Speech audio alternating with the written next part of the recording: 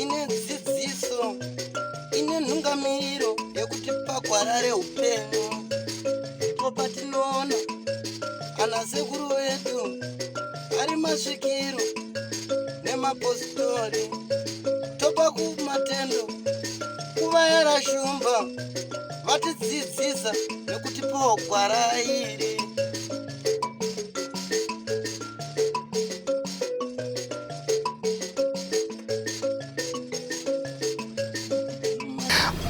Moroi kazuai muri yeZimbabwe, nhasi rimwe zuva kusangana kwatiri kuita kufamba kwemakore, kufamba kwenguva, nguva yekuenda kwachihera ichiswedera mbichana askana sorry muri yeZimbabwe ngiyalibingelela namhlanje phela songelinye ilanga ngingahambi ngedwa ngihamba lo shumba mina nguchihera. Pamunoti shumba nenda utonzwa kuti rangu zita ndinonzi Andrew Neshamba. Kusangana kwatiri kuita nhasi muri yeZimbabwe apo ndinovimba ndo inogona kunge iri last episode ye Musami fire. Ndofunga takakuunzirai nhau idzodzi dzakaita kutedzana tichikupaika kuti zviri kufamba sei pamusami. Nhau yenyoka munoiziva, gogo vane nyoka yavo iya yachembera, asi vari kutaura kuti mazuva ano haiko, havasi kuziva kuti iri kupi. Handiti madhuve yakatsakatika, havasi kuziva kuti madhuve yakaenda nekupi.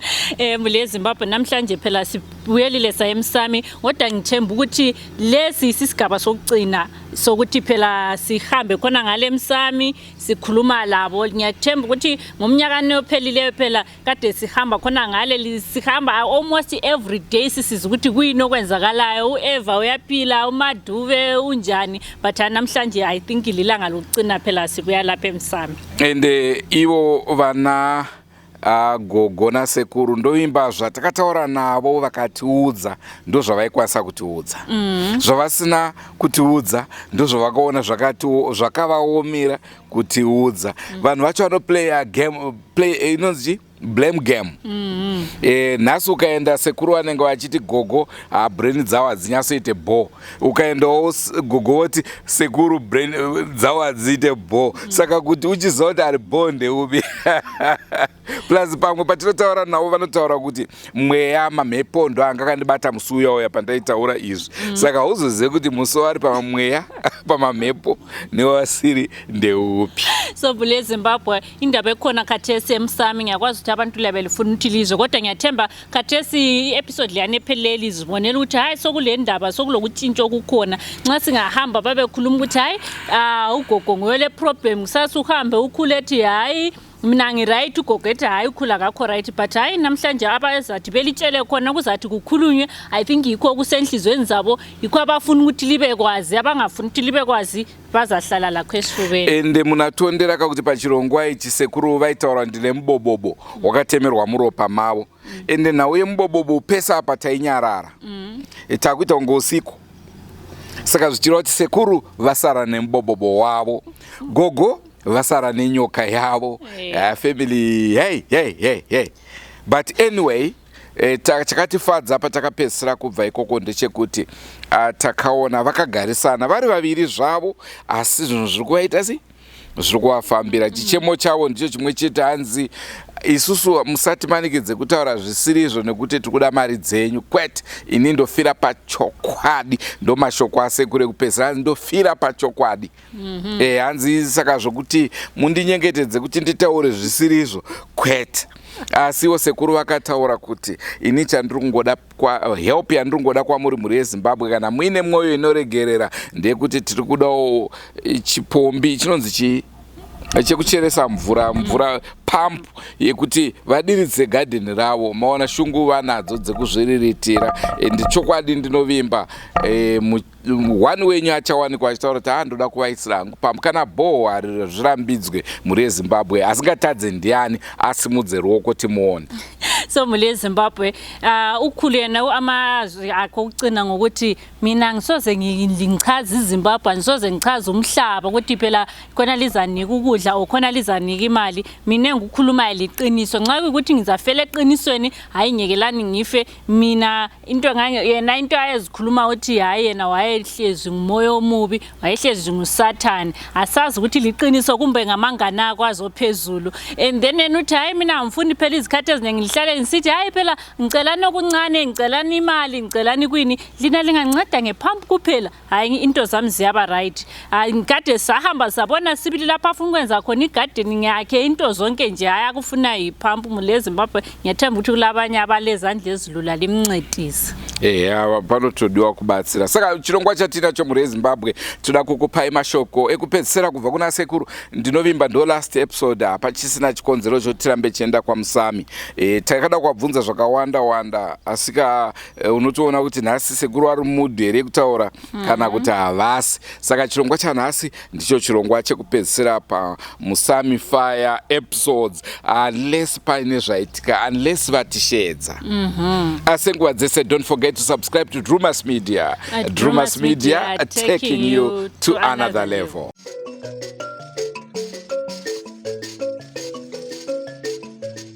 Drewmas Media ine dzidziso ine nhungamiriro yekuti pagwarare upenyu ndipo patinoona ana sekuru vedu ari masvikiro nemapositori topa kumatendo kuvayera shumba vatidzidzisa nekutipawo gwara iri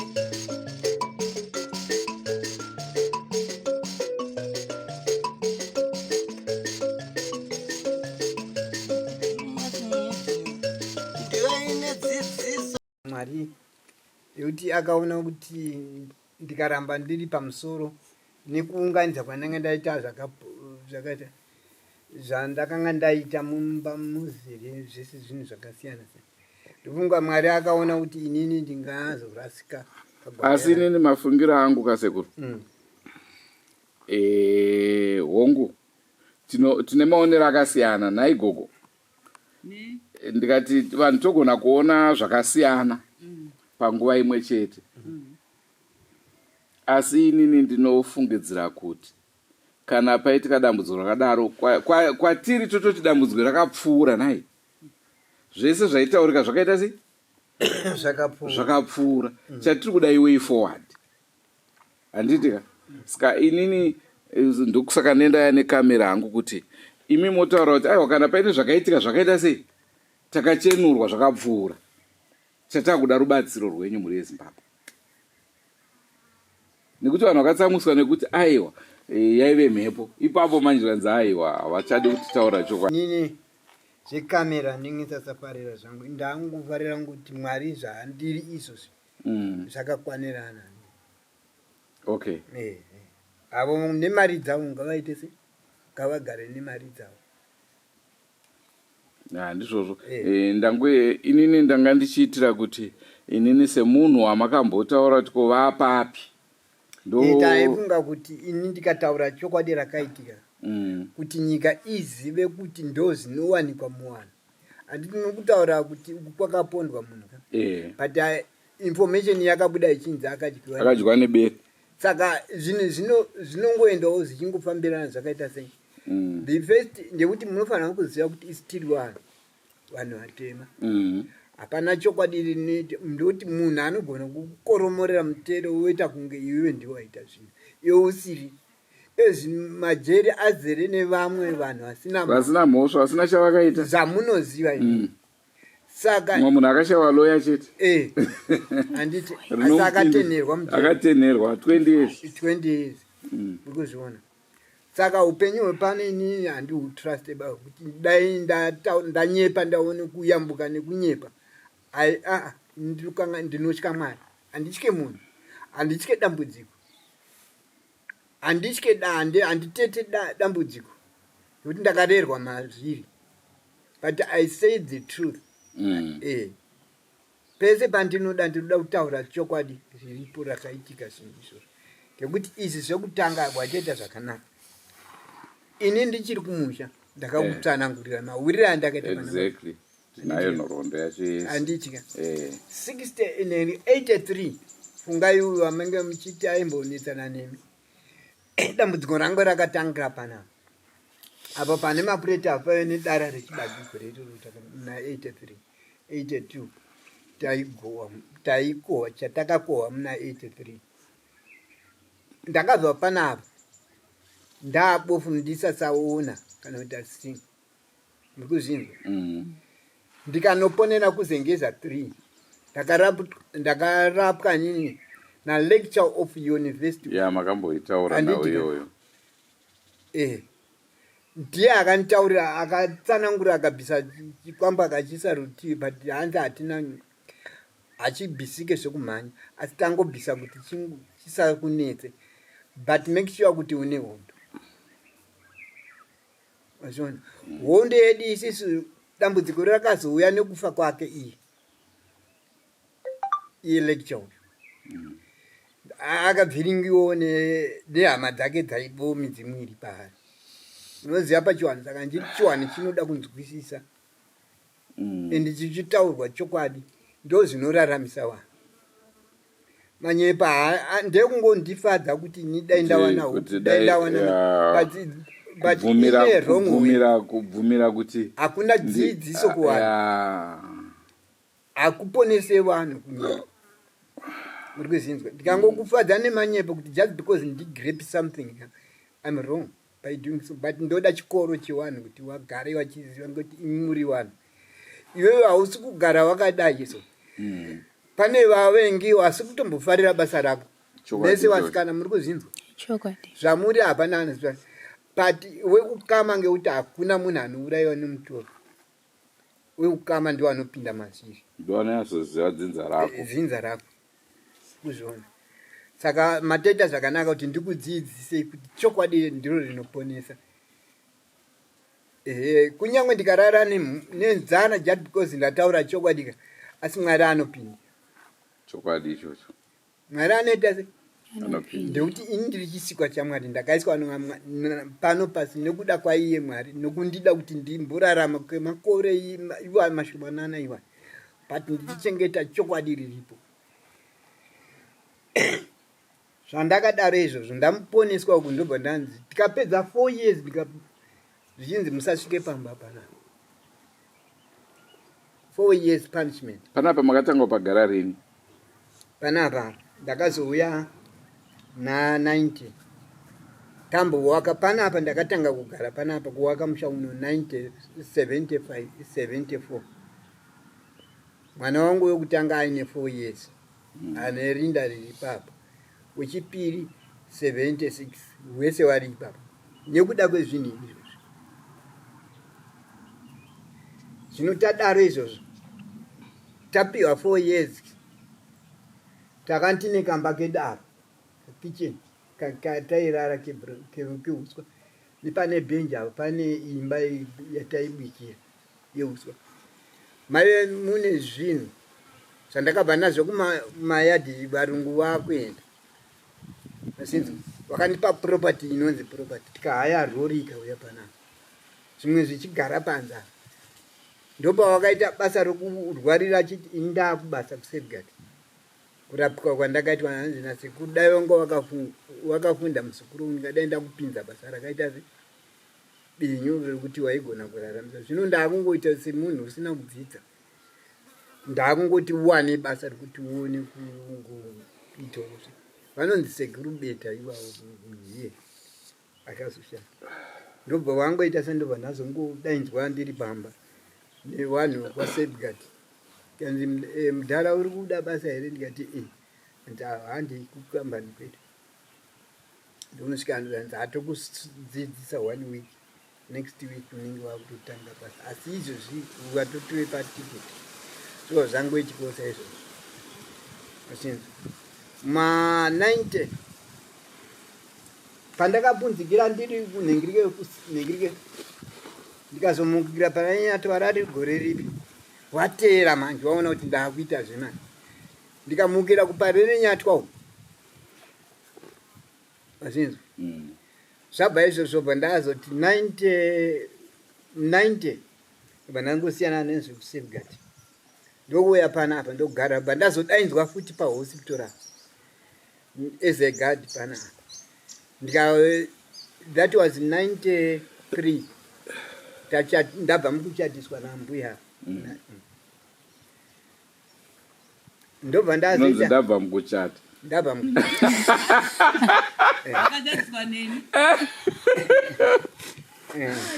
right zvadaro manje ndosenza vanhu ndozwa miromo yanzi tatotorerwa tatorerwa mission nemunhu akakurira ukuro ari mukoma wangu inini ndinotidza kumba mwana wokumba uyu tikangofunga kuti kuda majokes zvese munhu ari kungotaura zve 94 manje ndopa ndati ndapedza basa ndaisenza kuma 7:30 ndoona ndaakutotaurana nemumwe wataishanda nawo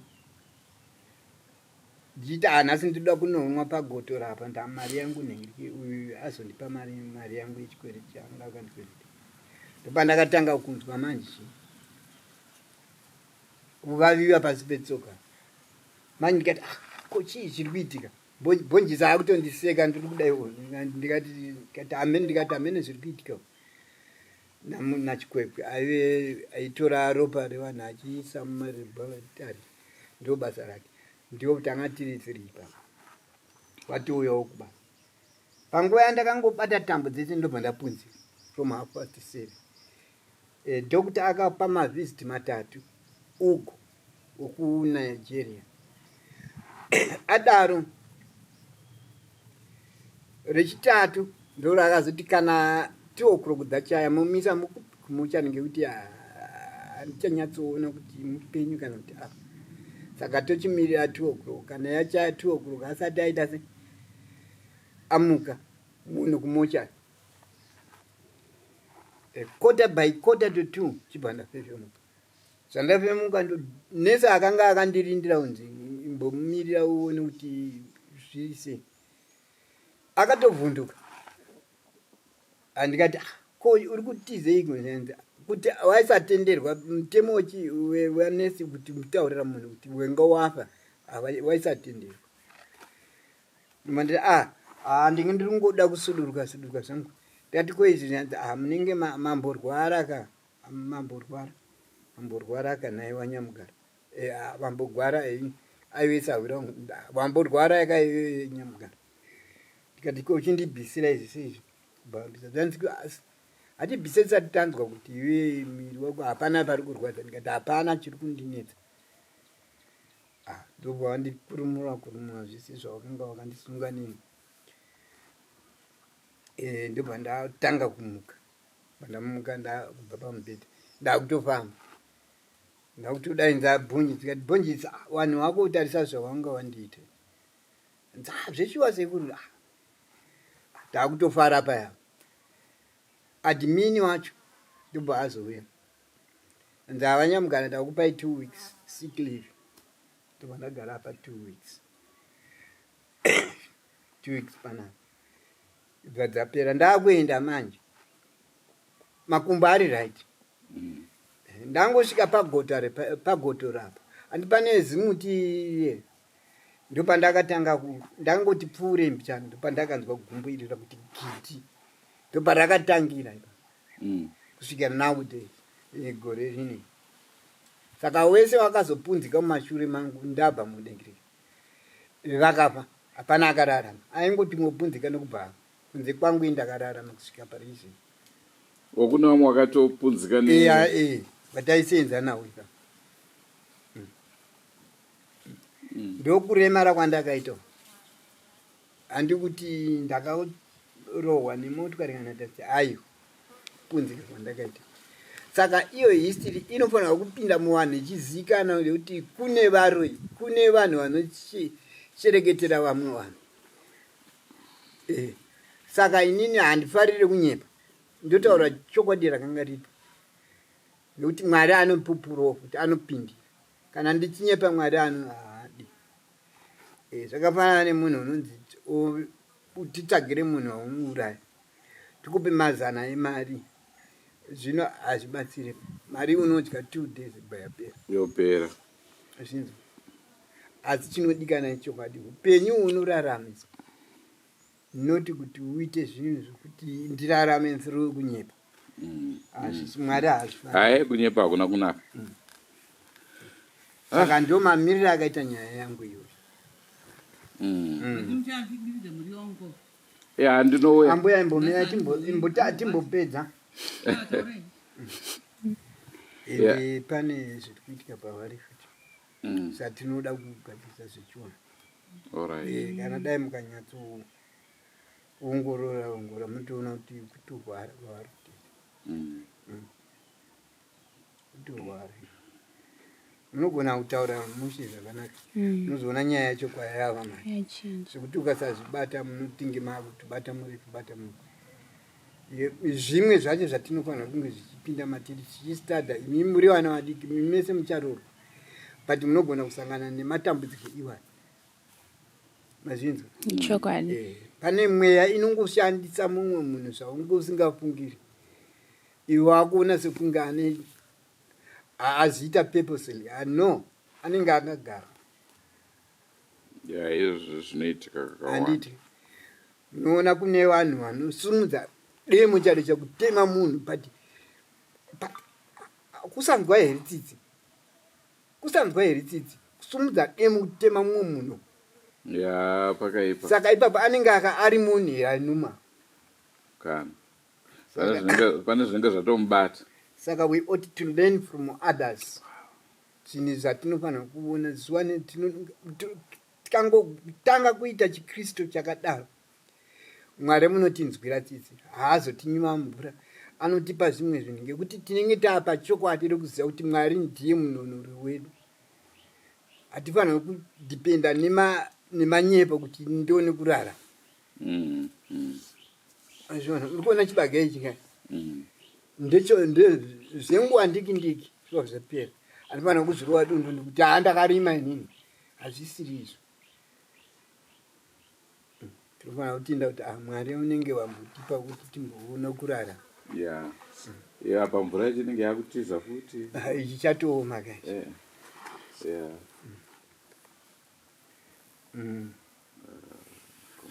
ndo dambudziko ratiinaro panapa ihondo ihwondo nekuti ini ndiro kumbandika ava ndiro kumbauro ndo pamubaba uyo wanyakuita izvozvo wakasiya chikwambo zvino hachina kuitwa clear changa chiri kuseenzeswa nguva yese hachange chiri kuseenzeswa hachina kubhadhara ini ndakapona nekuti ndakakurira kwana amai handina kudya mari yechipi midzimu chayo panapa iyo sekuru wepanozi sekuru raberekawo baba vangu rakamhanya kusina ropa saka rauya kuzogara pandiri ndo rinondirwira kuzinzi midzimu kana chinzi yakashaya simba parizini pamberi pamwari just because iropa ririudeurwa nevanhu ava midzimu haidi kana namwari haade ropa zvinodeurwa midzimu namwari zvimwe chetezvo ndokuti mweya yese mweya hausisiri nyama pakaoma koyo vana vaufa ava vari kutouya mangwana wese ndakavati uyai tivadzidzise tisati ndava honde iyo inozokusara ichikunitsa handiti kana vachiuya kana nekuti vana ndo vanofanira kumutsa musha musha ndewavo ndivo varidzi vemusha inini handati about to leave this world munofunga kuti munhu ane makireke here kuti rochininda akudai aiwa unonzwa nyama yako kuti hausisi kunyange ndikaramba ndichingonhingirika anditarisai zvandiri kuita but ndiri kungoita zvekungowamarira but ndikuziva kuti handisisiri ipo paya pandakandiri pekuti ndaibata basa zvekuti vanhu vaitya muno murai but handichakwanisa zvazvo kuti ndodini mwari ndibatsire mwari ndipeiwe simba ndichingodaro zvinhu zvakureva kuti zvasiya kunyange ndikaramba ndiri mupenyu but ndakangofanana nemunhu apa zvandiri izvo zvindangofanana nemunhu apa but mukaona muchiri kukwanisa kubata badza muchiita zvamaita apo zvinoratidza kuti muchiri right. Ndinodaro but ndinofanira kuziva kuti mbeu iyi ndikizera renyi ndasiyaenda kupai chikoro ndipapo usabate kana kudeura ropa remunhu kana kutsvaga mari nenzira isiri mugwara. Ndo zvandinoda kuvataurira. Chiona indararama kusvika panguva ini ndarwirwa hondo dzakawanda nekuti maoko angu haana kubata ropa, hanena kudeura ropa remunhu. Mwari anoramba ainewo. Asi unotoona kuti zvisho apa naifanirwa kungondaka ndakatofa chatikuza. Asi ukafamba kana vanotaura kuti aiwa iwe wakachena. Munhu akandibatira hatina kumbomuziva kuti ndiani but haasati amboziva handitombomuziva. Akatipedza zvemoto izvi to say the truth. But hameno kuti akabata sei foni nhamba yangu. Asi inini hangu Sekuru pamunhu akapedza dambudziko pamaiti paya gogo vaya vakatoona zviye zvato aiwa munoona sei ndichidaro isusu makatidana paya mukati mukasauya nhasi munondowana ndafa paya maisamuka maisatombomuka paya kwasiri kurwara ikoko. Ambuya ava let me tell you the truth. Wakati ubuya wabva kunorara uku kumission indairara manhere acho ndavarambidza kuti musabude moto, hapana chiri kuitika pamoto. Uzinza ndaudzwa kunze ndaona moto, rimi remoto riri paguva pevana vangu. Saka mimi chirarai avo ndokundiitisa nharo. Ndobva waenda kunokumbira kumission kukura wakashaya wakatenderera wakazowaniswa kuma 1 o'clock unorara kuhospital. Wakazouya apa wane hasha kuti iwe wakatisenzesa iwe ndekuti wakatitsidira unoti chawanenge wataura iwe chinotiitika. Ndobva wakandirova nemugwa kasimbi negumbo izvi harisi rekuti ndairwara paya. Boba ndanga ndaane 5 days wabva mukundirova irori gumbo irori. Nekuti inini ndanga ndichingotera mashoko enyu ekuti nyati mukasauya nemunhu nhasi munondorara ndafa ende for sure takakuwana musiri kugona kuita sei kumuka. Madzimai akakunamatirai ndikaona maakusumuka mukatotanga kufamba tikakutorai vhidhiyo muchibvapo muchitouya chiti ko Sekuru vaakufamba. Saka ndo zvakatipa pfungwa dzekuti ava ndowagona chi ndowagona basa kuti maisamuka. Ende mimi maitotaura kuti ukasauya nhasi unondora ndaita sei ndatofa. Tikasvikapo zvochokwadi musiri kugona kana kumuka. Saka sei musiri kubvuma kuti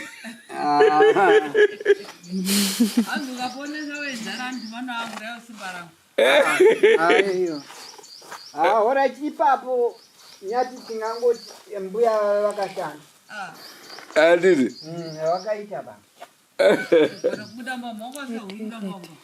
vanga vasiri kumuka, vanga vasiri kumuka paya vachitojegwa kuti vamuke.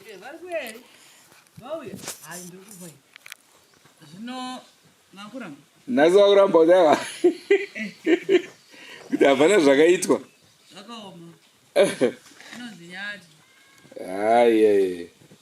Aiwa asi hazvina hazvo basa kuti ndiani akagona. Chikuru ndechekuti dambudziko raita sei rakapera. Zimbabwe ndicho chirongwa chatakupai zuva ranhasi. Mainzwa sei nhau iyi chera? Muli yeZimbabwe ngithemba lizwele ukule khuluma nezikhulumele sithena sengumuntu wechechi uyathandaza. Lokho abantu abafuna ukumuzwa laba baye ukukhuluma akulanto enjalo. Into zonke ezazenzakala khanya kuSekuru kwaungamanga nje kukhulu kwaungamanga. So andizi chera mudiwo nyoka ere?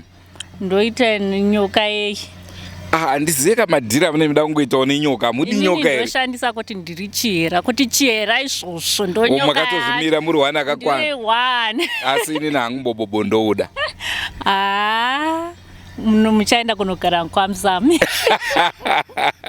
Mwadanzika pamba.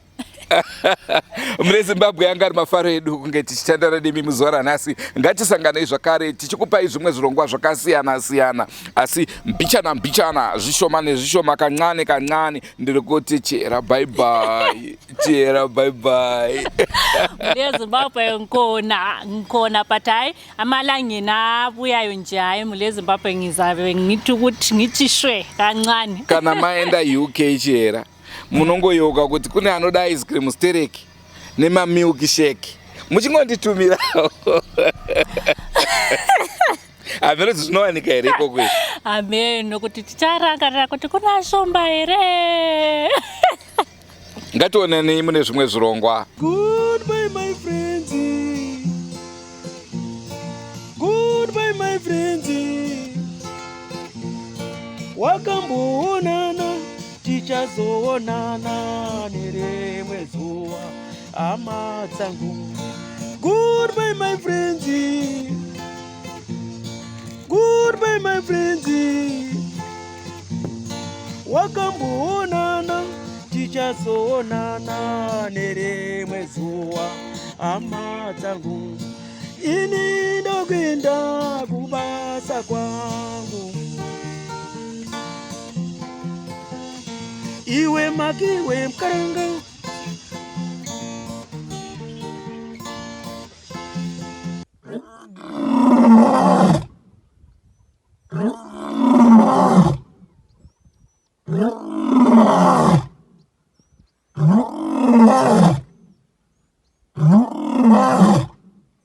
Ah.